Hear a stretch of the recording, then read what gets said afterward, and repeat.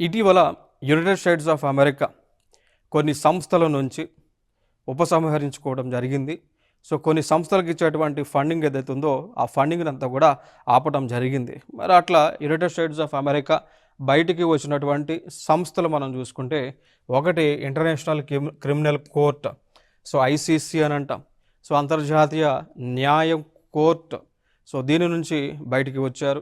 అక్కడ నుంచి యుఎన్ఎఫ్సిసిసి అంటే United nations framework convention and climate change, United nations framework convention and climate change.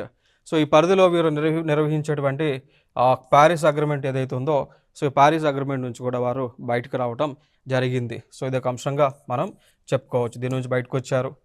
అదేవిధంగా UNESCO నుంచి, దానిని United nation educational scientific and cultural ఆర్గనైజేషన్గా పిలుస్తూ ఉంటాం.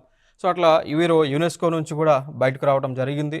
వరల్డ్ హెల్త్ ఆర్గనైజేషన్ నుంచి, ప్రపంచ ఆరోగ్య సంస్థ నుంచి బయటికి వచ్చారు.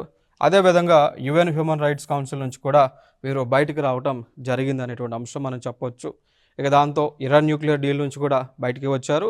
సో దాంతోపాటు ఓపెన్ స్కై ట్రీటీస్ నుంచి కూడా యునైటెడ్ స్టేట్స్ ఆఫ్ అమెరికా బయటకు రావడం జరిగింది. ఇట్లా ఈ సంస్థల నుంచి వీరందరూ కూడా బయటికి వచ్చారు. వీరు చెప్తున్నటువంటి అంశం ఏంటి అంటే ఇక్కడ అంటే లైక్ ఎకనామిక్ పాయింట్ ఆఫ్ వ్యూలో చెప్తా ఉన్నారు. సో ఆర్థికపరమైనటువంటి అంశాల రీత్యా ఈ సంస్థల నుంచి బయటకు వచ్చామనేటువంటి అంశాన్ని చెప్తూ ఉన్నారు.